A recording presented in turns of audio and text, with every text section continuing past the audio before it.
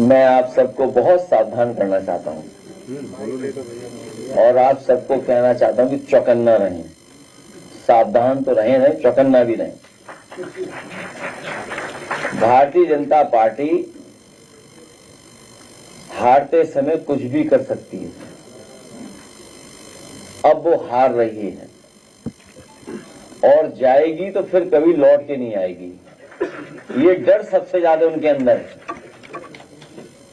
जो लोग ये झूठ बोल सकते हैं कि जो पार्लियामेंट से पास हो गया हो, जो कानून बन गया हो, नोटिफाई हो गया हो, उसके लिए शपथ लिए हुए लोग सड़कों पर घूम रहे हैं, सोचिए, और कह रहे हैं कि महिला आरक्षण पास नहीं हुआ है।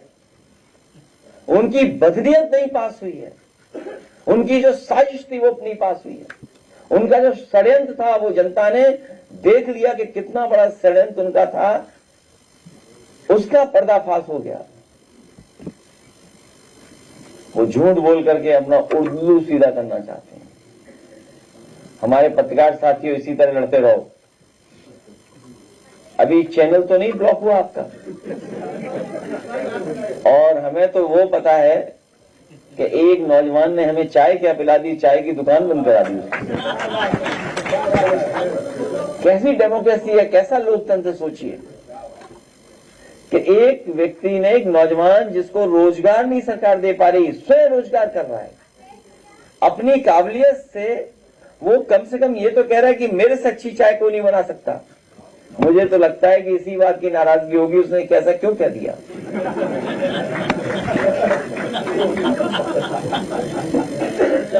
अखिलेश जी, आज कई महिलाएं लखनऊ में पदयात्रा। अखिलेश जी,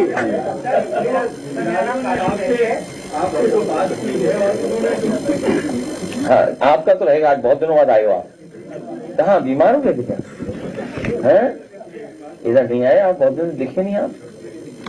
अच्छा, ठीक है। सर, मेरा नाम काजिद बैदी है और मैं इंटीग्रल यूनिवर्सिटी का स्टूडेंट हूँ और जर्नलिज्म कर रहा हूँ, लेकिन मेरा सेकेंड ईयर है और मेरे साथ जो साथी आया उसका फर्स्ट ईयर है। सर, मेरा सवाल आपसे ये है, हम आपसे ये जानना चाहते हैं कि जो पीडीए का जो समीकरण आप गिरा रहे हैं, उसमें जेनजी कहाँ बैठता है? पीडीए ही जेनजी है। जो बहुजन समाज था वही पीडीए है। आप हमारी लड़ाई लड़ोगे, इंटीग्रल यूनिवर्सिटी समाजवादियों ने बनाई, वहीं से आप पढ़े हो तो हमारा ही समर्थन करोगे आप।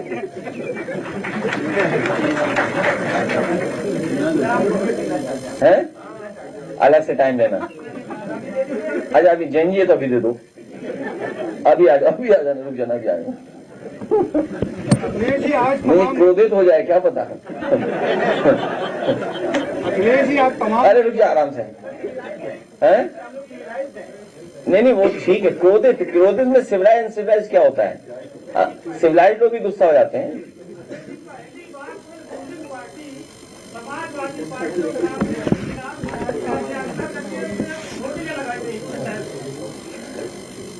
अपनी बदनीयत के हार को छिपाने के लिए जो पर्दाफाश हो गया उनकी साजिश और षड्यंत्र का, उसको दिखावा कर रहे हैं ये लोग। क्योंकि महिलाओं में ये बंटवारा करना चाहते थे, लेकिन हम सब लोगों ने मिलकर के उस बंटवारे को रोक दिया। ये नकारात्मक लोग हैं, दरारवादी लोग हैं। इनके छिपे हुए लोगों की साजिश है। इनके गोपनीय लोग, संगी साथी जो अंडरग्राउंड रहते हैं, अदृश्य रहते हैं, उनकी साजिश षड्यंत्र कामयाब नहीं हुआ। हम महिलाओं के आरक्षण के पक्ष में हैं और समाजवादी से बेहतर किसने काम किया? आज सुरक्षा के लिए, आज सबसे महत्वपूर्ण, जहां आरक्षण से पहले जरूरत है संरक्षण की, आरक्षण के साथ साथ जरूरत है संरक्षण की। आज बताइए आंकड़े क्या बताते हैं? हम और आप यहां जितने लोग हैं, ये हमारा जेनजी नौजवान ये जानता होगा कि व्यू से पता लगता है कि आप कितना ट्रेंडिंग में हैं। व्यूज कितने, नई लैंग्वेज है ये, तो उससे पता लगता है कि टीआरपी क्या है आपकी। इसी तरह क्लास में जिसके सबसे ज्यादा नंबर होते हैं वही टॉपर होता है। वो नंबर है, उससे पता लगता है ये टॉपर है। और अगर हम एनआरसी के आंकड़े देखें तो सबसे ज्यादा असुरक्षित महिला अगर कहीं है, बेटियां हैं, तो उत्तर प्रदेश में है। और एक दो घटनाएं नहीं है, बड़ी संख्या में घटनाएं हैं जो लगातार हो रही हैं और सरकार छिपा रही है। 1090 बर्बाद कर दी इन्होंने, 108 एम्बुलेंस बर्बाद कर दी, 102 प्रेग्नेंट महिलाओं के लिए स्वास्थ्य सेवाएं थी वो बर्बाद कर दिया। ये जी कैंपेन का लागू जिले पश्चिम बंगाल में, वहाँ पर स्वामी विवेकानंद को बहुत याद किया जा रहा है।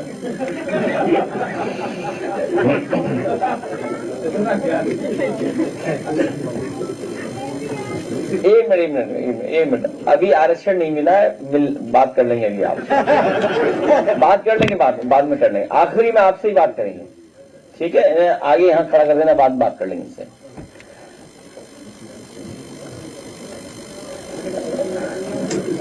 क्या बोले उसमें? लेकिन मुझे खुशी है इस बात की, जो दूसरों का नाम बदलते थे उनका ही नाम बदल गया बंगाल जाते ही। जो दूसरों का दिन भर नाम बदलते थे उनका नाम बदल गया बताइए बंगाल में जाकर के। और अगर ज्यादा ऐसी भाषा का इस्तेमाल करेंगे, अभी सरकार वहां दूसरी है, कहीं एफआईआर न दर्ज हुआ उन पे। अब इतना ही जानते स्वामी विवेकानंद जी के लिए, वो इतना ही जानते हैं। तुम हमें खून दो, हम तुम्हें आजादी देंगे। ये कहीं ऐसा तो नहीं वनस्पति का असर हो?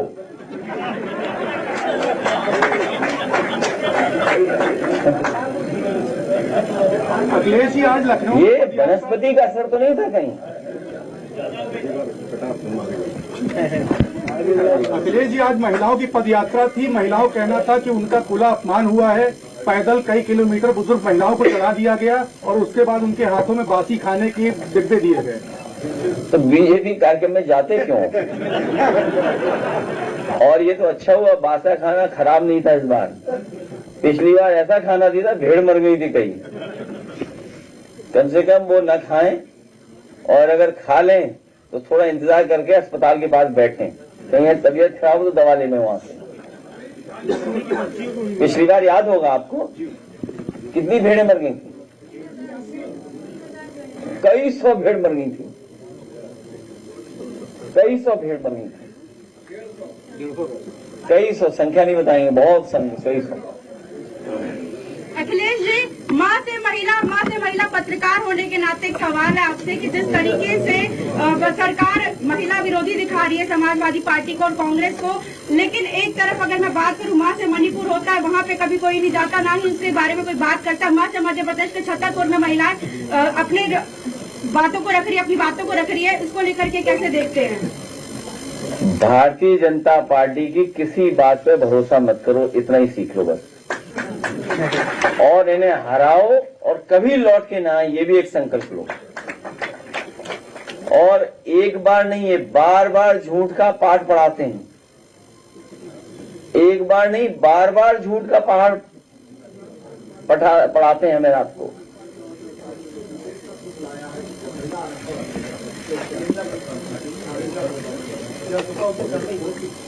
समाजवादी पार्टी विरोध करेगी और अपना पक्ष सदन में रखेगी,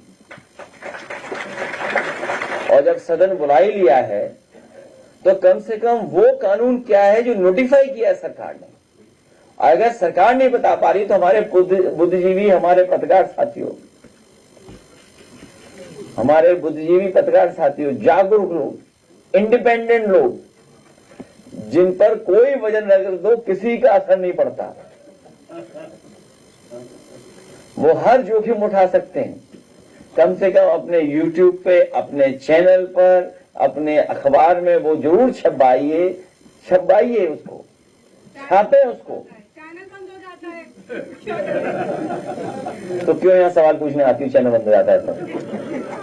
यहाँ फुर्सत है, आराम से बैठिए, गाना सुनाएंगे 2 बात में। गाने वाला बुला लो, 2 गाने वाला होगा। कल घूम रहा तो 2 गाने वाले हैं। एक गाने वाला है, वो लड़का है, दोनों नहीं है, वो एक लड़का जो अच्छा गाता है, दूसरा गाता है, गाड़ी से। रुक जाओ अभी, रुक जाओ अभी, रुक जाओ।